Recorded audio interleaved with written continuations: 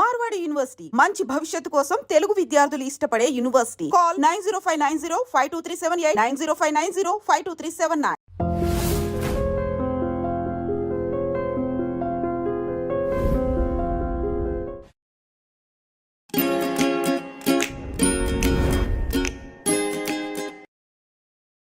జీవా అనగానే ఆర్టిస్ట్ అని మాత్రమే చాలా మందికి తెలుసు, కానీ సినిమా ఇండస్ట్రీకి రాకముందు జీవా ఏంటి? నిరుద్యోగం, పని పాటలు తినడం, తిరగటం. ఎప్పుడైనా ఎక్స్పెక్ట్ చేశారా సినిమా ఇండస్ట్రీకి వచ్చి దుమ్ము లేపే రేంజ్కి వెళ్తానని? కాదు, కానీ సినీ రంగంలోకి ప్రవేశిస్తాననేది నాకు ఊహించలేదు. నేను మొట్టమొదట తెరకు పరిచయం చేసినటువంటి కె బాలచంద్ర గారు, మహానుభావుడు. రామ్ గోపాల్ వర్మ కాంట్రవర్షియల్ ఇష్యూస్కి సంబంధించి మీరు ఎలా స్పందిస్తారు?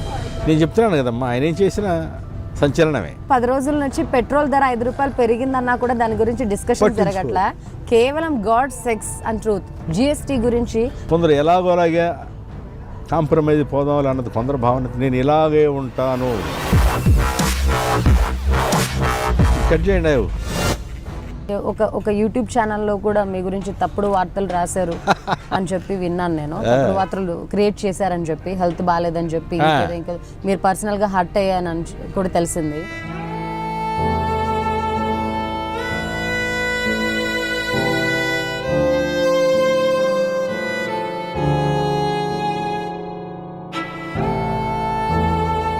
లేనిపోయిన జబ్బులు అంటగట్టేసి ఏంటేంటో రాస్తే ఒక ఆనందం, దాని నీచత్వం. అది మనిషి చెప్పారనుకుంటాను ఇంతకుముందు, మీరు ఎవరికి మేలు చేయక్కర్లేదు, సహాయం చేయక్కర్లా, కీడు తలపెట్టకుండా ఉంటే చాలు. చాలా సందర్భాల్లో సీనియర్ నటులు చెప్తుంటారు కదా, సినిమా ఇండస్ట్రీలో వచ్చే వాళ్ళంతా చాలా జాగ్రత్తగా ఉండాలి, స్మార్ట్గా ఉండాలి, ఉన్నట్టు నీకు నచ్చలేకపోయినా నచ్చినట్టు నటించాలి అని. ఆనాడు ఎలా కెమెరా ముందు నటిస్తున్నాం, మళ్ళీ నిజ జీవితంలో కూడా నటించడం ఎందుకు? మీరు దేవుని నమ్మరా? నమ్ముతాను. నమ్ముని ఎప్పుడు దేవా, నేనేం కోరతాను, నాకు ఏదైనా కష్టం కానీ నష్టం వస్తే తట్టుకునే ఆత్మస్థైర్యాన్ని ఇవ్వు అనుకుంటాను.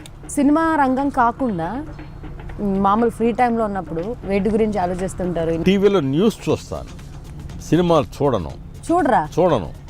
మీకు తెలియదేమో, నేను నమ్మట్లేదు. చెప్పండి, మీరు చెప్పట్లేదు అసలు. గులాబీ సినిమాకి మా ఆవిడని తీసుకుని నేను రావమ్మ అని గుంటూరులో థియేటర్, మా ఆవిడ నేను పక్కన కూర్చుంటాం కదా, థియేటర్ ఓపెనింగ్ షాట్ ఒకటి ఉంటుంది. అందులో ఒక సన్నివేశం, ఒక అమ్మాయి, నేను అమ్మాయిని అమ్మేస్తూ ఉంటాను విదేశాలు, ఆ పక్కన ఒకటి తప్పు కదమ్మా అలా చేయటం, నువ్వు ఎందుకు అలా చేసావు అని మాట్లాడుతూ అగ్గిపోతాడు గీసి చేస్తున్నాను. ఆ సన్నివేశం రాగానే మా ఆవిడ తెర మీద చూడటం మొదలేసి నన్ను ఇంట చూస్తుంది. చూస్తా సన్నివేశం అయిపోయింది, కాల్ చేశాను ఆ అమ్మాయిని.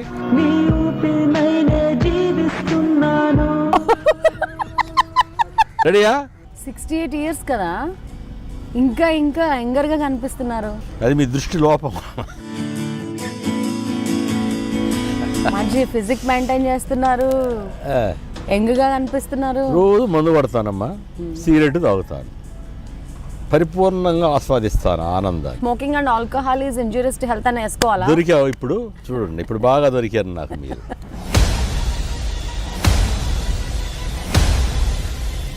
వాళ్ళకి దీనికి సమాధానం చెప్పాలి. ప్రొడక్షన్ ఆపడానికి కేంద్ర ప్రభుత్వం ఎందుకు బాధ్యత తీసుకోవట్లేదు? మనమే వేధవలం, ఓటర్లే వేధవలం. ఆ క్షణానికి ఆనందపడి ఆ మందుకు లేదా ఇంకో దానికి బానిసనవి ఓటేస్తున్నాము. పాత ప్రభుత్వాలు చేసిన తప్పుల్ని కరెక్ట్ చేస్తామంటూ పవన్ కళ్యాణ్ లాంటి వాళ్ళు అయ్యే పనులు చెప్పండి, కాని పనులు చెప్పండి. మీరు తెలుగు వాడేయండి. కనపడుతున్న దేవుడు ఎవరయ్యా అంటే రామ్ గోపాల్ వర్మ సినిమా అనగానే ఆయన పెద్ద కళ్ళు కంపల్సరీ ఉండాల్సిందే.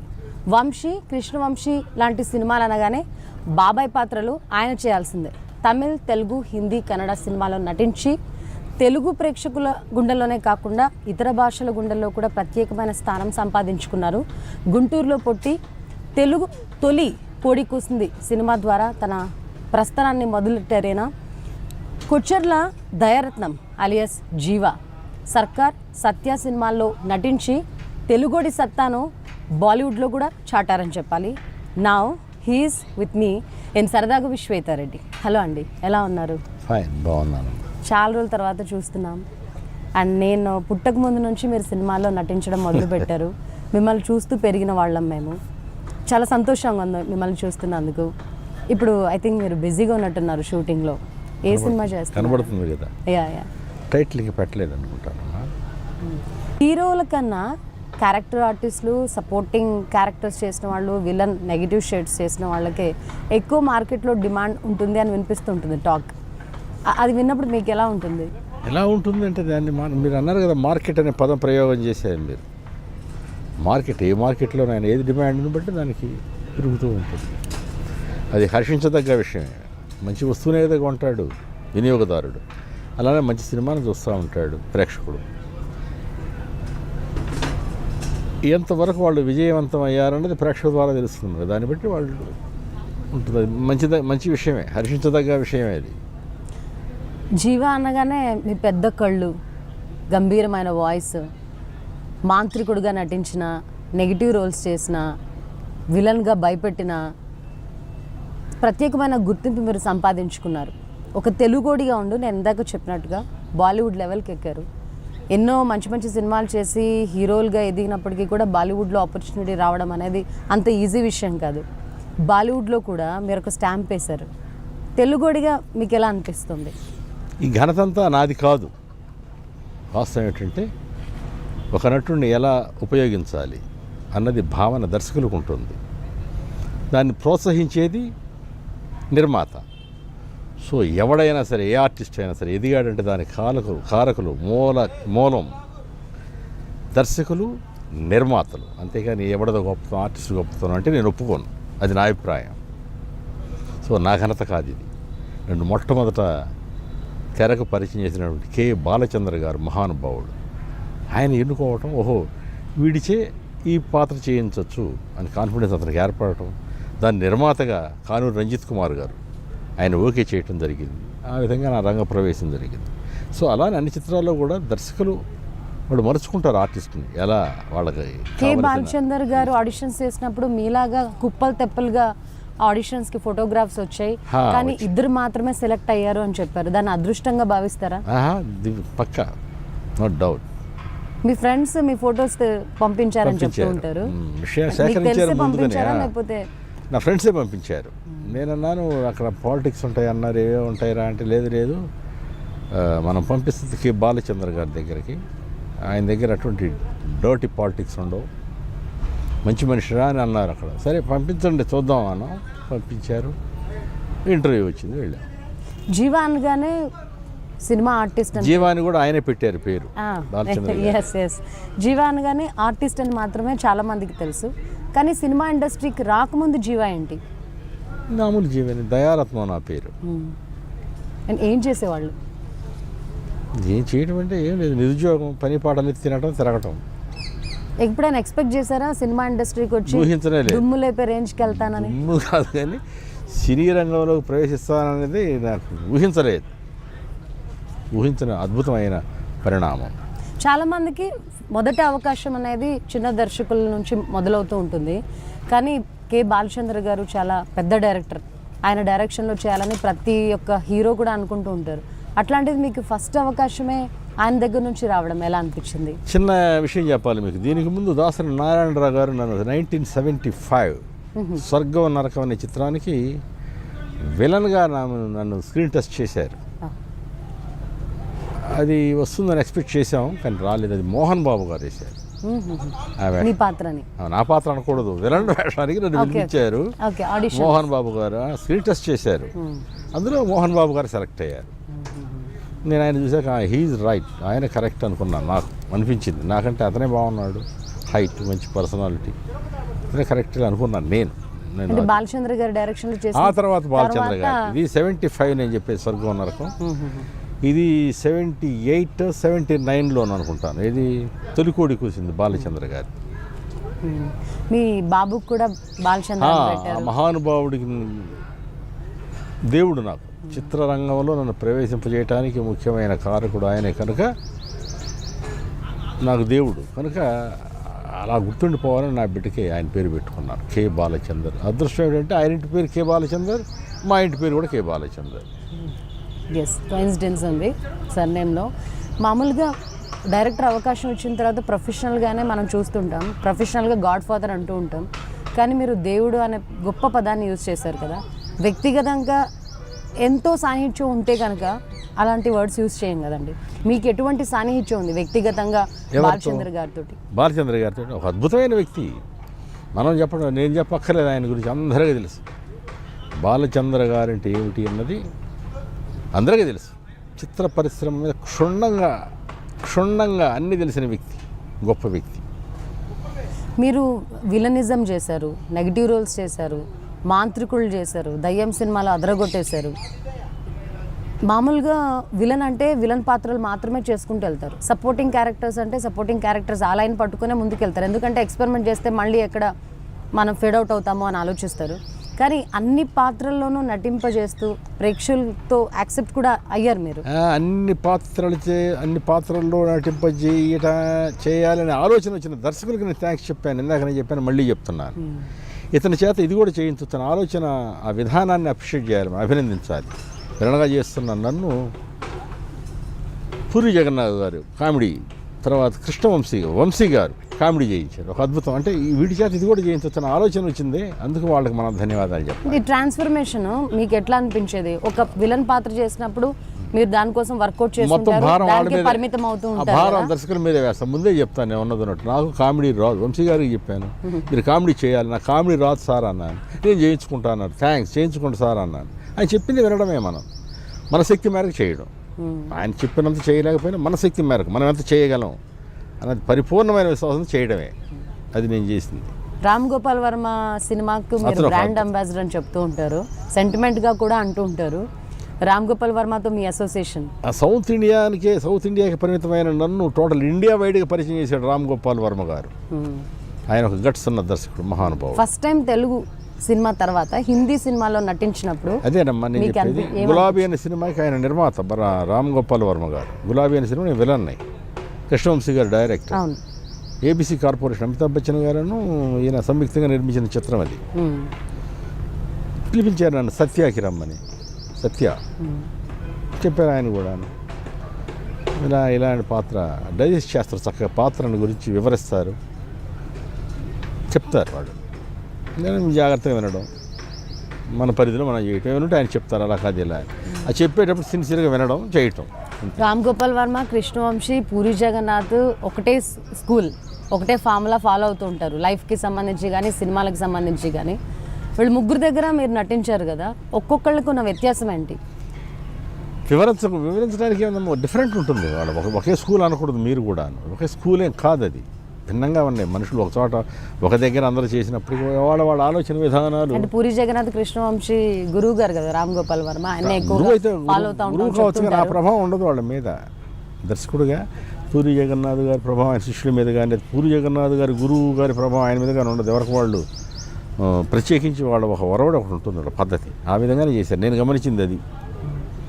ఒకే విధంగా ఉంటే అది వేరేగా ఉండేది కదా. మరి డిఫరెంట్గా కనపడడం చూడండి, మీరు ఈ చిత్రాలు పరిశీలించండి. మీరు చెప్పిన దర్శకులు 4 చిత్రాలని వేరుగా ఉంటుంది. అంటే వాళ్ళ ఇదిలో తీసుకెళ్ళిపోతారు.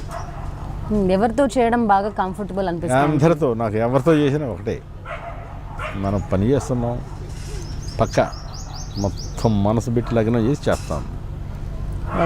నేను మీ గురించి చెప్పగానే నిన్న ఒక friend from north India, Chandigarh అనమాట, he is into banking sector, regional asset మేనేజర్గా పనిచేస్తున్నారు. రేపు ఇంటర్వ్యూ ఎవరితో చేస్తున్నారంటే గ్రేట్ యాక్టర్ జీవా నాకు తెలుసు అంటే నేను మీ పిక్ పంపించాను వాట్సాప్లో. ఇదేంటి నార్త్ ఇండియా పంజాబీ ఆయన జీవా గురించి అడుగుతున్నారని చెప్పి, yes I know him, I have watched him and Satyan Sarkar is a very great actor అని చెప్పగానే నాకు చాలా ప్రౌడ్ అనిపించింది. మన తెలుగు యాక్టర్ గురించి ఒక పంజాబీ వ్యక్తి చెప్తున్నారని. అదే కదమ్మా చెప్పాను ఇందాక నేను. అది రామ్ గోపాల్ వర్మ తర్వాత నేను చేసిన చిత్రాన్ని దాదాపు చాలా హిందీలో కూడా డబ్ చేయబడ్డాయి. తర్వాత రామ్ గోపాల్ వర్మ గారి పుణ్యమానే నేను చాలా హిందీ సినిమాలు చేశాను. ఆ విధంగా మొత్తం గుర్తించబడ్డాం, చాలు, అది తృప్తి. మీరు అన్నారు కదా, మా ఫ్రెండ్స్ ఫొటోస్ పంపిస్తున్నప్పుడు ఏముంటుందిరా అక్కడ అంతా రాజకీయాలు వినడమే, అప్పుడు పరిపూర్ణ అవగాహన లేదు నాకు. సినిమా ఇండస్ట్రీలో రాజకీయాలు ఉంటాయి, మనం ఎక్కడ సెలెక్ట్ అవుతాం అనే ఊహలో ఉన్నారు. కానీ సినిమా ఇండస్ట్రీకి వచ్చి దాని లోతుపాతులు దగ్గరగా చూశారు, మనుషులు ఎట్లా ఉంటారని అనిపించింది. అందరూ మంచి మనుషులే, మనం అపార్థం చేసుకుంటాం అప్పుడప్పుడు, బట్ ఉంటారు. మంచి చెడ రెండు ఉంటుంది, మనం మంచిగా తీసుకుందాం, చెడును వదిలేసేద్దాం. ఎప్పటి నుంచో సినిమాలు చేస్తున్నారు, వెటరన్ యాక్టర్ మీరు. చాలా జనరేషన్స్ని చూశారు కదా, ఇప్పుడు అప్పుడు వ్యత్యాసం ఏంటి సినిమా ఏమీ లేదు, ఇండస్ట్రీ? నాకైతే ఏమీ కనపట్టలేదు. Generation not only in film industry, అందరూ మారుతూ ఉన్నాయి కదా తరాలు. మారే కొద్దీ మనసులు భావాలు మనుషులు మారుతూ ఉంటారు, సహజం. మార్పు అనేది అవసరం కూడా. నేను అప్పుడు అలా ఉన్నాను, అలానే ఉండాలి ప్రపంచం అంటే స్తంభించిపోతుంది, ఏమీ ఉండదు. కాలగమనంలో మనం పోతూ ఉండాలి, గమనిస్తూ ఉండాలి. మార్పులకు అనుగుణంగా మనం కూడా నడుచుకుంటూ పోవాలి. నేను ఎలానే ఉంటాను మీరు తీసుకొని కూర్చుంటే కుదరవు, పనులు కుదరవు కదమ్మా. సో రామ్ గోపాల్ వర్మ గారి గురించి తీసుకుంటే హీఈస్ ఏ కాంట్రవర్షియల్ కింగ్. సినిమా తీసినా తీయపోయినా, ఒక ముక్క ట్విట్టర్లో పడేసినా, టీవీలో మాట్లాడినా పెద్ద సంచలనం మామూలు విషయం కాదు కదా అది. 10 రోజుల నుంచి పెట్రోల్ ధర 5 రూపాయలు పెరిగిందన్నా కూడా దాని గురించి డిస్కషన్ జరగట్లా.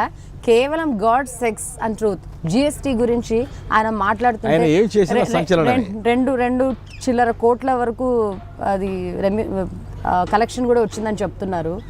రామ్ గోపాల్ వర్మ కాంట్రవర్షియల్ ఇష్యూస్కి సంబంధించి మీరు ఎలా స్పందిస్తారు? నేను చెప్తున్నాను కదమ్మా, ఆయన ఏం చేసినా సంచలనమే. కొందరు జీవితాలు అలా ఉంటాయి, అలానే ఉండాలేమో చాలా దగ్గరగా చూశారు కదా అని చెప్తున్నాను కదా. కొందరు ఎలాగోలాగే కాంప్రమైజ్ పోదాం అన్నది కొందరు భావన, నేను ఇలాగే ఉంటాను అన్నది కొందరది ఖచ్చితత్వం. ఎస్, ఏదైనా కానీ తప్పు కానీ ఒప్పు కానీ నేను ఇలానే ఉంటాను, ఇలానే బ్రతుకుతాను అన్నది ఒక స్టైల్. అది చెప్తున్నాను. ఒక కాంప్రమైజ్ అవుతారు. ఇప్పుడు నేను ఇప్పుడేం చెప్పాను, దీనికి ముందే కాలం ప్రకారం మనం పోతూ ఉండాలన్నమాట. కాదు, ఆయనది కాదు, అది వేరే లెక్క.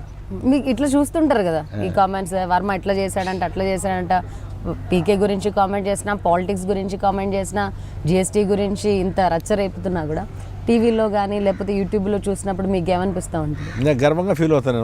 ఈయన దగ్గర కాదు నేను చేశాను వర్క్ అని. మనసులో భావాలు నిర్భయంగా చెప్పడానికి గట్స్ కావాలి, ఎంత కావాలి కదా. ఇద్దరు పరిస్థితి తడబడతాం మనం.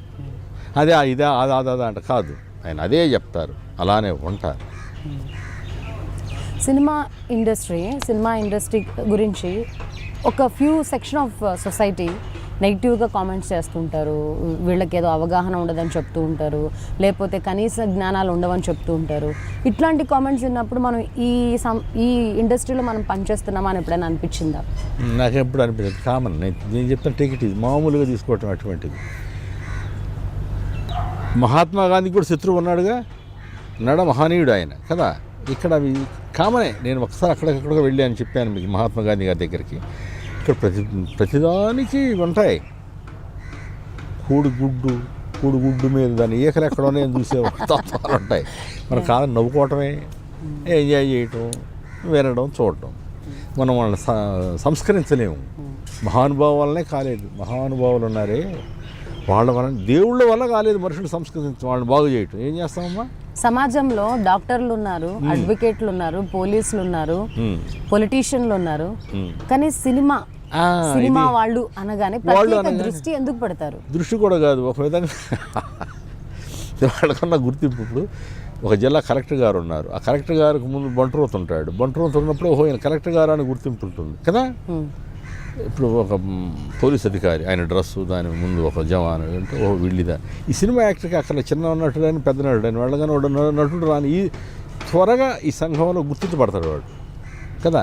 ఆ గుర్తింపు వీళ్ళకి ఎక్కువగా ఉంటుంది, అవకాశం ఒకటి. ఒక రాజకీయ నాయకుడితో ఫోటో దిగాల, ఒక సీనియర్ నటుడితో ఫోటో దిగాల అన్న ప్రశ్న వచ్చినప్పుడు టక్ మని సీనియర్ నటుడితో దిగుతారు. ఆకర్షణ అక్కడే అసూయ, రాగద్వేషాలు కొంచెం ఎక్కువగా ఉంటాయి. ప్రేమించడాలు ఉంటాయి, ద్వేషించడాలు కూడా ఉంటాయి. ఎక్కడైతే ఎక్కువ అభిమానింపబడతారో అక్కడ ద్వేషం కూడా ఉంటుంది. అది కూడా భరించాలి, తప్పదు. సినిమా అనే పదాన్ని మీరు ఎలా వర్ణిస్తారు? వర్ణించడం అంటే సినిమాగానే చూడాలి మనం. సినిమా బట్ నిజ జీవితానికి మనం ఆపాదించుకోవచ్చు. సినిమా అంటే కొద్దిసేపు ఎంటర్టైన్, ఆ థియేటర్లో కూర్చొని నయనానందం, నేత్రానందం, మనసుకు ఆనందం, ఆహ్లాదం నవ్వుకుంటూ రావాలి. ఇంట్లో ఉండి బాధలు, ఈ బాధలు, మళ్ళీ సినిమా హాల్లో కూడా బాధలు తట్టుకోలేం కదా. ఉండాలి కొండకుతో, ఎక్కడో ఒక చోట ఉంటే పర్లేదు.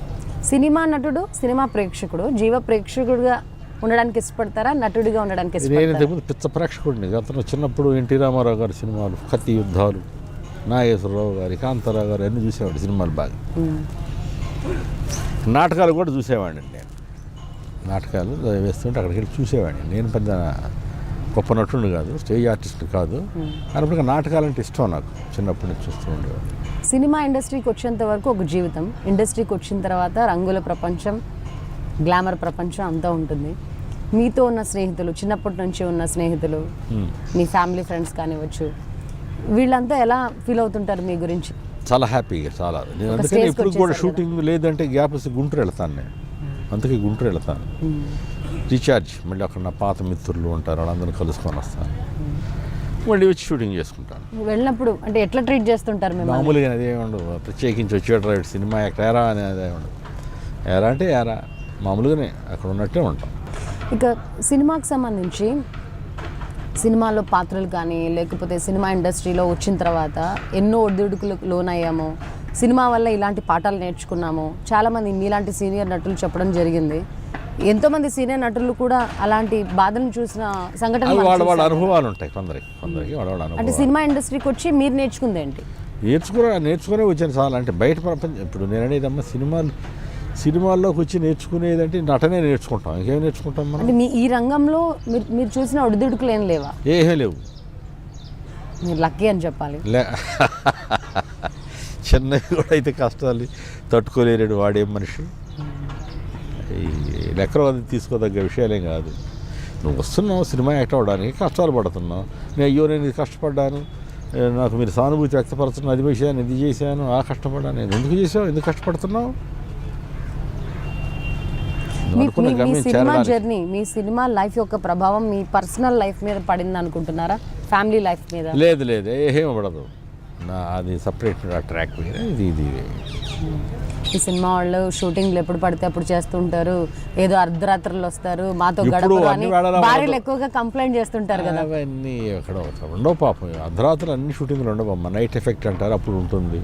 రోజు ఉండదు కదా, ఎప్పుడో ఉంటుంది. ఆ మాత్రం కూడా చేయకపోతే వేస్ట్ కదా, చేయాలి. ఇంట్లో ఎట్లాంటి నిర్మాత బాధలు ఇంట్లో ఎలాంటి? హ్యాపీ. మా ఆవిడ అద్భుతమైన ఆవిడ మాకు, అందులో సమస్య లేదు. కోపం నన్ను పూర్తిగా సహకరించిన భార్య. మీ సినిమాలు చూస్తుంటారా, మీతో కలిసి చూస్తుంటారా? అప్పుడప్పుడు తీసుకెళ్తాను, ఆవిడ టీవీలోనే చూస్తుంది. నాకు కూడా రమ్మంటే కొంచెం ఇబ్బంది పడుతుంది, అందుకే నేనే. ఆవిడ కూడా తెలుసు ఆ బాధలన్నీ. వద్దులేయా అంటే బయట ఎంతమంది తప్పప్పులు చెప్పినా కూడా భార్యలు చెప్తే మనం అది ఫైనల్ జడ్జిమెంట్గా భావిస్తుంటాం కదా. మీ క్యారెక్టరైజేషన్, మీ పాత్రల గురించి కరెక్షన్స్ కానీ ఇట్లా కాదండి ఇంకా బాగా చేసి ఉండాల్సిన అటువంటి సలహాలే ఇవ్వరు ఆవిడ. సినిమా గురించి చర్చ ఉండదు అసలు. ఇంట్లో విషయాలు, ఈ విషయాలు ఇంటికి వచ్చాక ఈ విషయాలు, ఈ సినిమాకి సంబంధించిన విషయాలు ఏమి ఉండవు.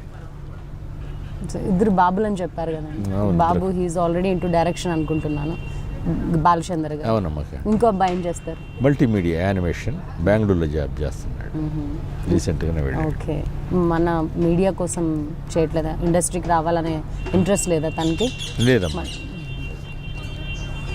మీకు బాగా ఇన్ని పాత్రలు చేశారు కదండి, మీకు బాగా నచ్చిన పాత్ర? అన్ని పాత్రలు నచ్చినాయి నాకు, ఒకటే నచ్చింది అనడం తప్పు. అన్ని పాత్రలు, ఏ పాత్ర ఇచ్చినా పరిపూర్ణంగా ఆస్వాదిస్తా ఆ పాత్రను నేను. ఒక్క సీన్ అయినా, ఏ వేషం అయినా, ఎవరి దగ్గర అయినా, ఏ దర్శకుడి దగ్గర చేసినా అన్నీ మంచివి. ఏది మంచిది ఇది చెడ్డది కాదు, మనల్ని బట్టే కదా వాళ్ళు ఇస్తారు. ఈ నటుడు ఇది చేస్తాడు, ఈ పాత్రకి వీడు సరిపోతాడని వాళ్ళు నిర్ణయం తీసుకొని ఇస్తారు. దానికి మనం న్యాయం చేసి రావటం, మన చేతనైనంత. పరిపూర్ణంగా నేను న్యాయం చేశానని చెప్పను, నా మేరకు నేను ఎంతవరకు చేశాను ఎంతవరకు చేసి వస్తాను. ఇన్ని సినిమాలు చేశారు, మీతో పాటు చేసిన సపోర్టింగ్ క్యారెక్టర్ ఆర్టిస్టులు, వీళ్ళలో ఎక్కువగా ఎవరితో మీకు సాన్నిహిత్యం ఉంది? అందరితో కలిసిమెలిసి ఉంటాం. నాకు సెట్లో ఉన్నప్పుడు అందరూ నాతో చక్కగా బిహేవ్ చేస్తారు, నేను వాళ్ళ దగ్గర అలానే ఉంటాను. ఇప్పుడు యంగర్ జనరేషన్లో మీకు నచ్చిన హీరో ఎవరు? అందరూ నచ్చారు, ఏ ఒక్కళ్ళని కాదు. ఇప్పుడు మన ఆ హీరో ఈ హీరో అందరూ మంచి కుర్రాళ్ళు. చాలా మంది చిన్న సినిమా, పెద్ద సినిమా, చిన్న డైరెక్టర్, పెద్ద డైరెక్టర్, ఈ మాటలు మాట్లాడుతుంటారు కదా. పెద్ద సినిమా చిన్న సినిమా అని నాకు లేదు, అన్నీ నా దృష్టిలో ఒకటే. పెద్ద సినిమా ఆయన ఎక్కువ ఖరీదు పెట్టుకున్నాడు కదా ప్రేక్షకుడు, చిన్న సినిమాని తక్కువ ఖరీదు పెట్టుకున్నాడు కదా, ఒకే రేటు. చాలా సందర్భాల్లో కొన్ని సంఘటనలు కూడా జరిగాయి, చిన్న సినిమా అని చెప్పి థియేటర్స్ ఇవ్వడం లేదు, పెద్ద అవి వేరే సమస్యలు, మనకు సంబంధించినవి కాదు, అది బిజినెస్ సంబంధించింది. అది నాకు అసలు అవగాహన లేదు దాని మీద. థియేటర్లో ఎందుకు దొరకవు నాకు తెలియదు. నా దృష్టిలో పెద్ద సినిమా అయినా చిన్న సినిమా అయినా శ్రమ ఒకటే ఉంటుంది ఆర్టిస్ట్కి. చిన్న సినిమా కానీ కొంచెం చేయడు యాక్టింగ్, కొంచెం తగ్గించి ఏం చేయడు కదా. వాడు పాత్రకి వాడు పరిపూర్ణంగా న్యాయం చేయాలి కదా. చిన్న సినిమా అని తక్కువ చేయడు, పెద్ద సినిమాని చేయడు. వాడికి తెలిసింది అంతా, వాడికి ఏం తెలుసు అది దర్శకుడికి తెలుసు. అది జాలేవాను అంటారు చెప్తారు. దగ్గర చిన్న సినిమాలో ఒక యాక్టింగ్, పెద్ద సినిమాలో ఒక యాక్టింగ్ ఉండకూడదు. విలన్ రోల్స్ చేసినట్టుగానే స్క్రీన్ మీద మీరు సినిమా ఇండస్ట్రీకి వచ్చే ముందు కూడా కొంచెం మీరు ఫిరోషియస్ పర్సనల్ లైఫ్లో అని ఏమి తెలియని అమాయకపు రోజులు, పిచ్చి రోజులు. ఇప్పుడే పొరపాటు జరుగుతూ ఉంటాయి కదా చిన్న వయసులో. ఇప్పుడు మనం చూస్తున్నాం కదండి సోషల్ మీడియా, యూట్యూబ్. ఒక రాజకీయ నాయకుడి గురించి మాట్లాడినా ఎక్కువ పట్టించుకోరు, వేరే ఇతర రంగాల్లో ఉన్న వాళ్ళ గురించి మాట్లాడినా ఎక్కువ పట్టించుకోరు. కానీ సినిమా వాళ్ళ గురించి రెండు ముక్కలు ఎక్కువగా చెప్పంగానే నేను చెప్తున్నాను కదా, ఆకర్షణ, వీళ్ళు ఆకర్షింపబడేవాళ్ళు ఎక్కువ. అందరూ చూస్తారు. నేను చెప్పి ఎక్కడైతే ఆకర్షణ ఉంటుందో అక్కడ విమర్శలు కూడా ఉంటాయి. ఎక్కువగా ఎక్కడైతే ఆకర్షణ ఉంటుందో దాని మీద ఫోకస్ ఎక్కువ ఉంటుంది, దృష్టి ఎక్కువ పెడతారు. అక్కడ ఏం జరుగుతున్నాయి అనేది ఆలోచన. నవ్వుకుంటున్నాయి, దానికి మనం తప్పు పట్టద్దు. మీరు చూస్తుంటారా అవి యూట్యూబ్లో వచ్చే? చూస్తాం, నవ్వుకుంటాం. అది మనల్ని ఎలాంటి ప్రభావితం మనకు కాకూడదు. రాసుకుంటాం. ఇంటర్వ్యూ స్టార్ట్ అయినప్పటి నుంచి వాళ్ళు ఆనందపడతా ఉంటారు. పోనీ ఆ విధంగా ఆనందపడినాయి. ఎవడో రాశాడు నా మీద, వాడికి పాపం ఆనందమేమో, అనుభవించిన ఆనందాన్ని. అవును, అంటే ఒక యూట్యూబ్ ఛానల్లో కూడా మీ గురించి తప్పుడు వార్తలు రాశారు అని చెప్పి విన్నాను నేను. తప్పుడు వార్తలు క్రియేట్ చేశారని చెప్పి, హెల్త్ బాగాలేదని చెప్పి, ఇంకా మీరు పర్సనల్గా హర్ట్ అయ్యానని కూడా తెలిసింది. పర్సనల్ హర్ట్ ఏం కాదు కానీ నవ్వుకున్నాను, అమాయకంగా కోపం వచ్చింది. ఇందాక కూడా మనం వికీపీడియా గురించి మాట్లాడాం. Jiiva is a Indian film actor who has started his career in 1984 అని. విషయ సేకరణ పరిపూర్ణంగా ఒక ఆర్టిస్ట్ గురించి రాసేటప్పుడు మీరు విషయ సేకరణ చాలా అవసరం. ఎంతవరకు నిజాలే రాయండి. ఇప్పుడు తెలియదు అనుకున్నప్పుడు వదిలేసేయండి ఆ కాలాన్ని. తెలిసినట్టు కన్ఫర్మ్ చేస్తూ వాడు ఎవడో 1984 అన్నాడు, 1975 స్వర్గం నరకం నా స్క్రీన్ టెస్ట్ అక్కడ నుంచి. ఇప్పుడు మీరు ఓన్లీ తెలుగుకి పరిమితం అవ్వలేదు, హిందీ, కన్నడ, తమిళ్ కూడా చేశారు. మన ఇండియా మొత్తం అక్రాస్ ఇండియా మీ గురించి వెతకాలంటే Wikipedia is the only platform అండి, తెలుసుకోవాలంటే. కానీ అలాంటి చోట్ల కూడా తప్పులు జరుగుతున్నాయంటే సహజమా చెప్పండి? ఖచ్చితంగా ఇన్ఫర్మేషన్ తీసుకొని ఇప్పుడున్న పరిస్థితుల్లో. నేను అదే చెప్తున్నాను, మరొకసారి చెప్తున్నాను, దయచేసి ఈ తప్పిదాల వల్ల నిజమైన వార్తలు కూడా అబద్ధపు వార్తలే అని అనుకునే అవకాశం ఉంది. మీది ఒక అద్భుతమైన సాధనం. ఈ సాధనాన్ని దుర్వినియోగపరచద్దు, నిజాలే రాయండి. ఎంతమంది మీడియా ప్లాట్ఫామ్లో ఉన్నది ఉన్నట్టుగా రాస్తున్నారు. అది నేను చెప్తున్నాను. నేను విమర్శించిన వాళ్ళే తెలుసుకోవాలి మనం చేస్తున్నది. ఎవడు ఆత్మకు తెలుసు. కానీ ఎందుకు అదొక పైశాచిక ఆనందం అంటారు. మరి అతనికి పిచ్చో లేకపోతే వాడికి ఒక ఆలోచన విధానం, మరి ఎందుకు ఆ తేడా? లేనిపోయిన జబ్బులు అంటగట్టేసి ఏంటేంటో రాస్తే అదొక ఆనందం, దాని నీచత్వం. అది మనిషి చెప్పారనుకుంటాను ఇంతకుముందు, మీరు ఎవరికి మేలు చేయక్కర్లేదు, సహాయం చేయక్కర్లా, కీడు తలపెట్టకుండా ఉంటే చాలు, న్యూట్రల్గా ఉంటే చాలు. న్యూట్రల్ అని తల్లి. ఇప్పుడు నువ్వెవరో, నీకు నేను మేలు చేయనక్కర్లా, సహాయం చేయనక్కర్లా, కీడు తలపెట్టకుండా ఉంటే చాలు. ఏమీ చేయలేదు అతను ఎవరు. ఇప్పుడు మీకు ఇంకో గొప్ప విషయం చెప్తాను చూడండి. క్రూర మృగాలు ఉన్నాయి, సింహాలు, ఇవి పులులు, ఇవి తర్వాత కాటేసే పాము. దాని ఉనికికి ప్రమాదం అయితేనే పాము కాటేస్తుంది కదా. ఏనుగు ఉంది, దాన్ని డిస్టర్బ్ చేస్తేనే మిమ్మల్ని చంపుతుంది. కానీ మనిషికి ఉన్న రోగం ఏమిటో కానీ అసలు ముఖపరిచయం లేకపోయినా వాడు చెడ్డ చెప్తా ఉంటాడు. వీడు ఇంత నీచుడు అంటే మనుషులను అందరూ నరడం లేదు. దీన్ని ఇలాగే వదిలేస్తే పరిస్థితి ఎక్కడ దాకా పోతుంది, దారుణం అవుతుంది. వాడు ఎప్పుడో ఒకరోజు శిక్ష అనుభవిస్తాడు పాపం.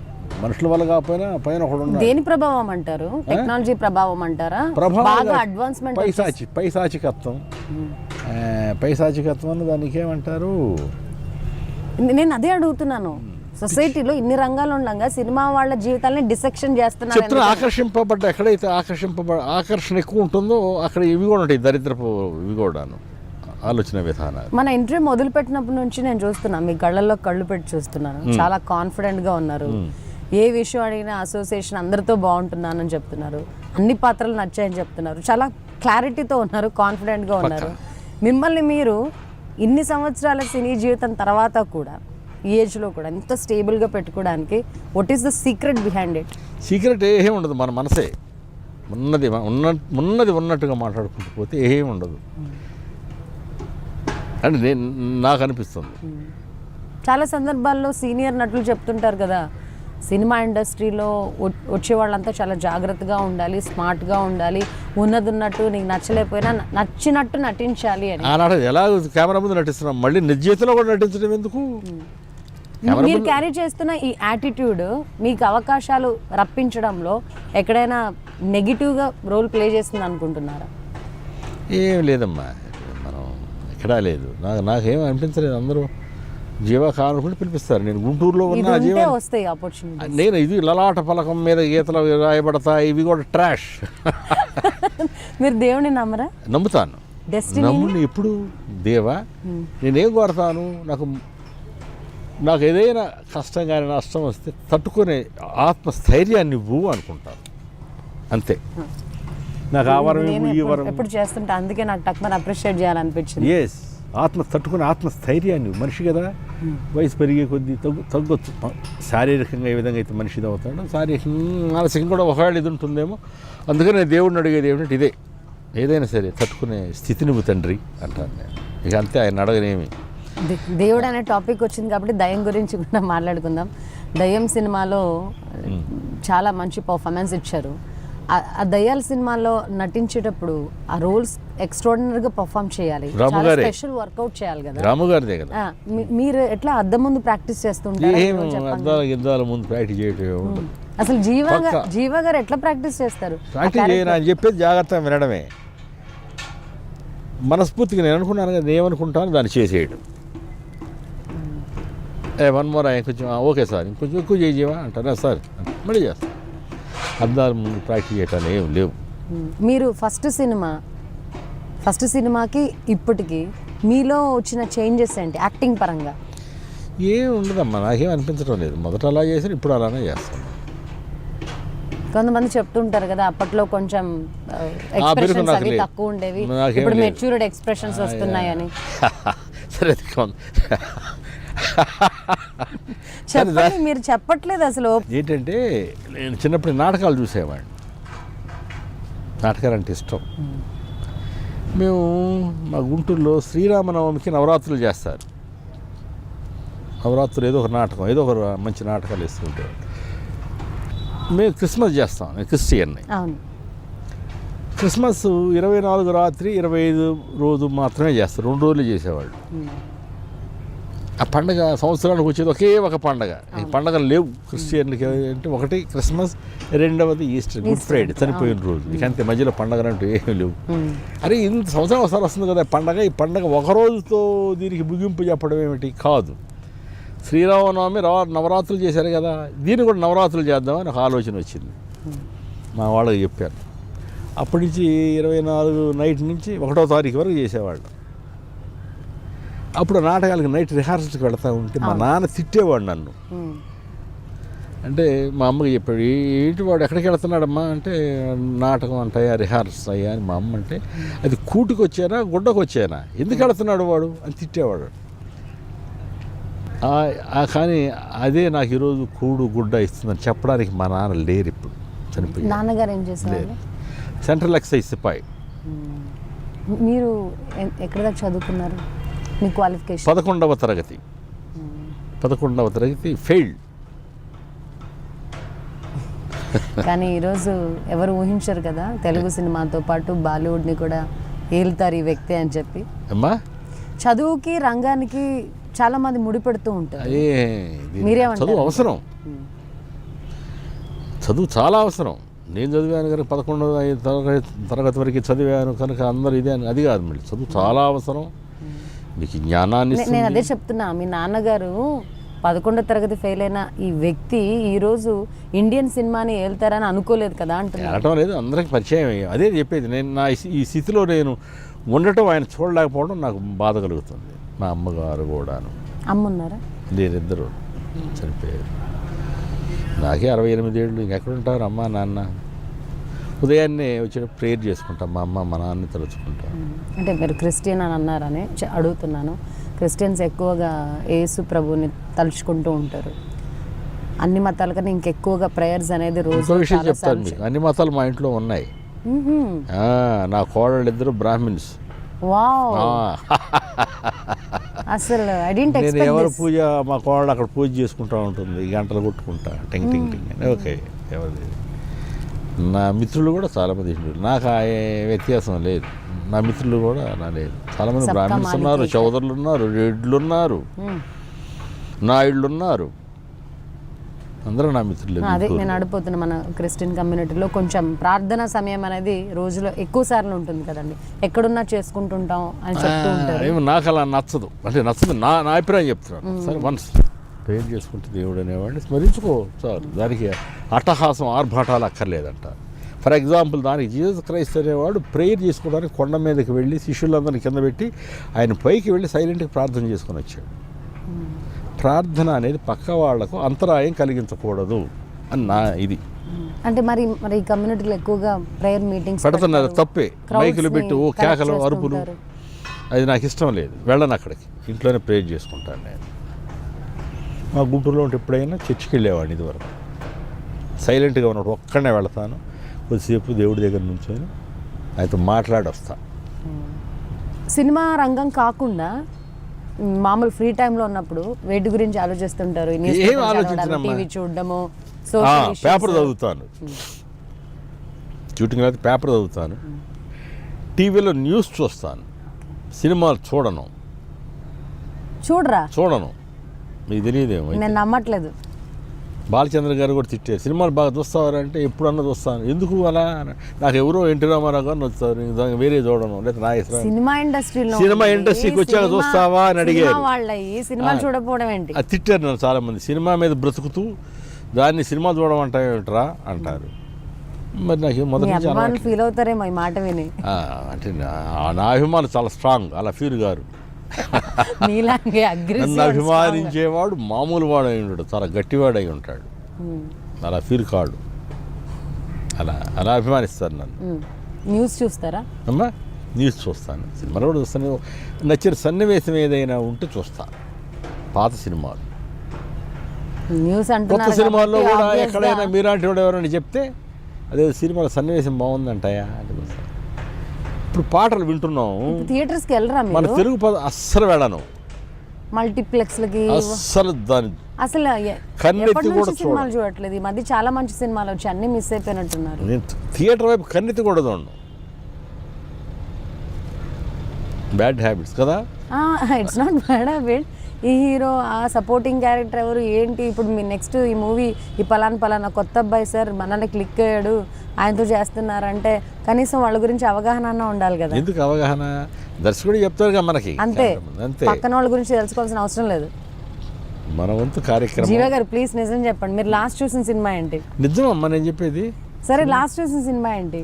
గుర్తులేదు. నీ సినిమా పరిపూర్ణ ఏ సినిమా పూర్తిగా థియేటర్కి వెళ్ళను. సరే, మీరు లాస్ట్ పోయిన సినిమా, థియేటర్లో చూసిన లాస్ట్ సినిమా. థియేటర్కి ఏదో పుట్టక ముందు పేరు చెప్తారేమో. ఎన్టీఆర్ ఎన్టీఆర్ గారిది, నాగేశ్వరరావు గారి చూశాను. నిజమే. ఇండస్ట్రీకి వచ్చాక సినిమాకి వెళ్ళను నేను. ఇప్పుడు మీరు నటించిన సినిమాలు కూడా గులాబీ, మీరు థియేటర్కి వెళ్ళలేదు నిజంగా. నేను విను చెప్తాను. గులాబీ అంటే గుర్తొచ్చింది. గులాబీ సినిమాకి మా ఆవిడని తీసుకుని వెళ్ళాను, రావమ్మ అని, గుంటూరులో థియేటర్. మా ఆవిడ నేను పక్కన కూర్చుంటాం కదా, థియేటర్ ఓపెనింగ్ షాట్ ఒకటి ఉంటుంది. అందులో ఒక సన్నివేశం, ఒక అమ్మాయి, నేను అమ్మాయిని అమ్మేస్తూ ఉంటాను విదేశానికి. ఆ పక్కన ఒకటి, తప్పు కదమ్మా అలా చేయటం, నువ్వు ఎందుకు అలా చేసావు అని మాట్లాడుతూ అగ్గిపొట్లాడు గీసి చేస్తున్నాను. ఆ సన్నివేశం రాగానే మా ఆవిడ తెర మీద చూడటం మొదలేసి నన్ను ఇంట చూస్తుంది. చూస్తా సన్నివేశం అయిపోయింది, కాల్ చేశాను ఆ అమ్మాయిని. మావిడ పక్కకి మెల్లగా ఇట్లా జరుగుతున్నాడు పక్కకి. ఆవిడ మేడం బుధం మీద చేసి ఇట్రా సినిమాలే అది, కూర్చో అన్నా. రెడీయా? 68 years కదా, ఇంకా యంగర్గా కనిపిస్తున్నారు. అది మీ దృష్టి లోపం. నా దృష్టి లోపమా?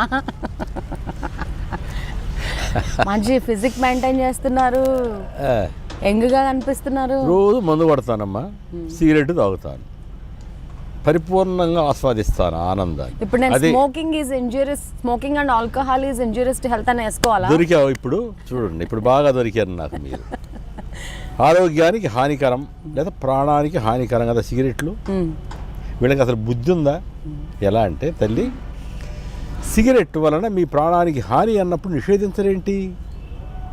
అంటే నిషేధించి దీన్ని కంట్రోల్గా తాగని చెప్పడం కూడా వాడడం అంతేనా? విషాన్ని ఇచ్చి కంట్రోల్గా వాడంటే అదేంటి? అది ఎక్కడ న్యాయం? మందు, ఆల్కహాలే. మీరు అసలు అమ్మకుండా చేయండి, మార్కెట్లో రిలీజ్ చేసేది 2 పెగ్గే తాగండి అంటే మానసికంగా బలహీనుడే మందు కొడతారు కదా, అంతవరకు కరెక్టేనా? అసలు అలవాటు లేని వాడు అది వేరే విషయం, పక్కన పెడదాం. మానసిక బలహీనులు కాదమ్మో, సైంటిస్టులు కూడా తాగుతూ ఉంటారు, అందరు పెద్ద పెద్ద మేధావులు కూడా తాగుతూ ఉంటారు. కొంతమంది అదే బెస్ట్ ఫ్రెండ్ పెళ్ళాల కన్నా అదే మంచి అవి పిచ్చి మాటలవే వేరే ట్రాక్, అది మనకి. నేననేది ఏమిటంటే ఎవరైతే దీనికి కారకులో వాళ్ళని ఉద్దేశించి చెప్తున్నారు. మందు నీకు ప్రాణానికి హానికరం, నేను తాగే సిగరెట్ కూడా రాస్తారు. ఉన్నప్పుడు మీరు ఎందుకు మార్కెట్లో రిలీజ్ చేస్తున్నారు? వాటిని ఎందుకు ఆపేయడం లేదన్నది నా ప్రశ్న. ఇది మీ ప్రశ్నే కాదు, వేదన. అడుగుతున్నారు ఇది ఏ రూపంలో చేరినా నాకు వాళ్ళకి దీనికి సమాధానం చెప్పాలి. ఈరోజు సినిమా థియేటర్స్లో రాహుల్ ద్రావిడ్ని పెట్టి మొదట్లో ఈ పాను గుట్కా ఇవన్నీ డేంజర్, మీరు తీసుకోవద్దు అని గంటలు ప్రమోషన్స్ ఇప్పిస్తున్నారు కేంద్ర ప్రభుత్వం నుంచి. ఆ ప్రొడక్షన్ ఆపడానికి కేంద్ర ప్రభుత్వం ఎందుకు బాధ్యత తీసుకోవట్లేదు? మంచి మాటలు చెప్తే లాతో కీ బాతం సే నహీ మాన్తే అని కహావట్ ఉంది హిందీలో. వీళ్ళకి గట్టిగా చెప్పాలి. ఎవరి సమాధానం? ప్రజలే చెప్పాలి. మనలోనే ఉంది ఆ లోటు కూడా. మనం రాజకీయాల్లోకి పెడుతున్నాం అనుకుంటాం, పర్లేదా? ఎందుకంటే లోపం ఎక్కడుందంటే ఏ రాజకీయ నాయకుడిలో లేదు. పాపం వాళ్ళు మనలాంటి మనుషులే, బలహీనులే, రాజకీయ నాయకుల్లో కాదు. ఎవ్వరు ఏ రాజకీయ నాయకుడిని తప్పు పట్టను. అందుకని ఫర్ ఎగ్జాంపుల్ ఓటర్లో మనల్లోనే ఉంది. మనమే వేధవలం, ఓటర్లే వేధవలం. ఆ క్షణానికి ఆనందపడి ఆ మందుకు లేదా ఇంకో దానికి బానిసనవి ఓటేస్తున్నాము.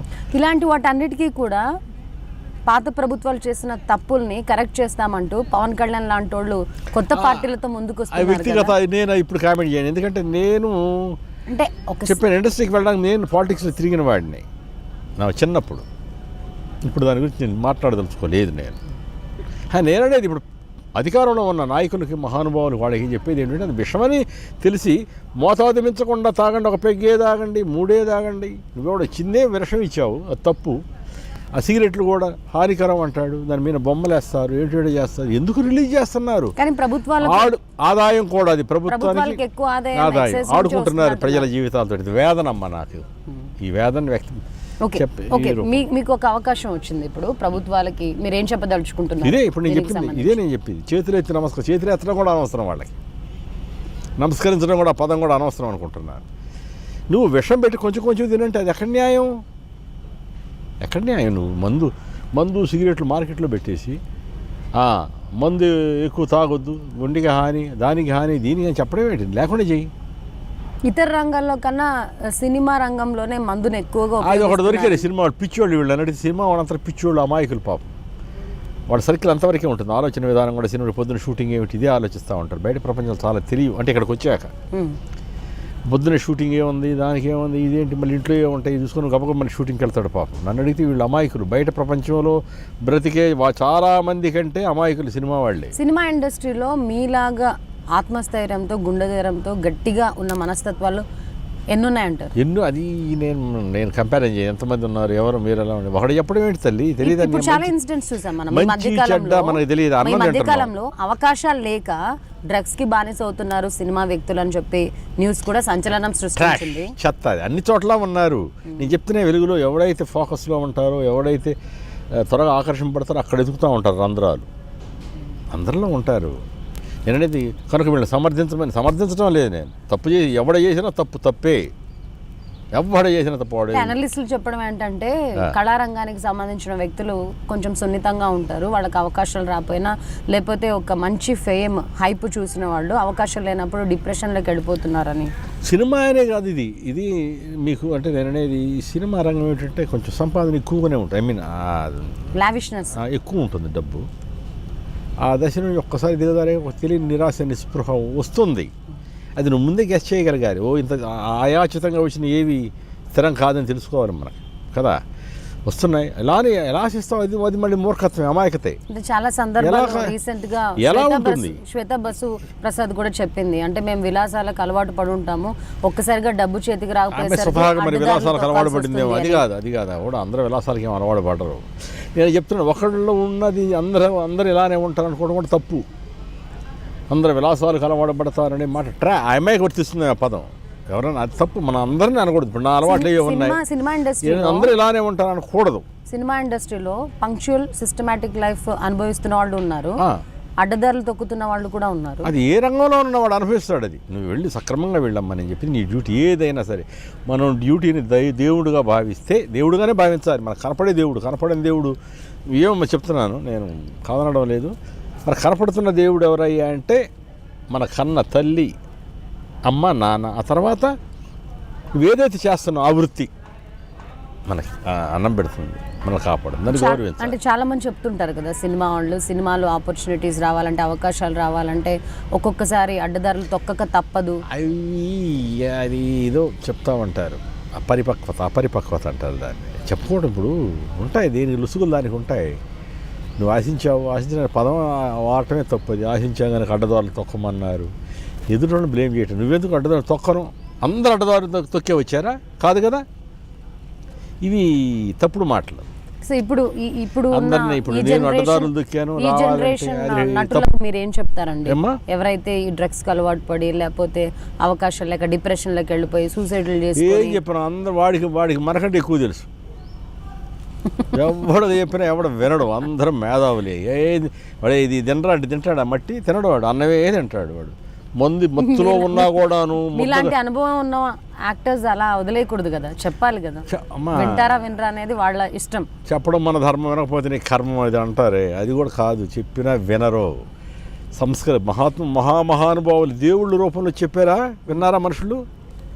మరి ఇప్పటికి అసలు ఏం ఉండేది కాదు, ఈయన గొడవలే ఉండేవి కాదు కదా. మహాత్ముడు అన్ని మతాల్లో అన్ని కులాల్లో పుట్టారు పాపం మహాత్ముడు. చెప్పారు, విన్నారా? వినరగాక వినరు అంతే. ఇక ఇది ఫ్రస్ట్రేషన్ ఇదిలో ఉండి చెప్పడం కాదు, నేను నిరాశ నిస్పృహతో చెప్పే మాటలు కాదు. మారరు. మీ జనరేషన్కి ఇప్పుడు జనరేషన్కి మెంటల్ స్టేటస్లో ఎట్లాంటి డిఫరెన్స్ ఉందంటారు, ఆలోచన ధోరణిలో?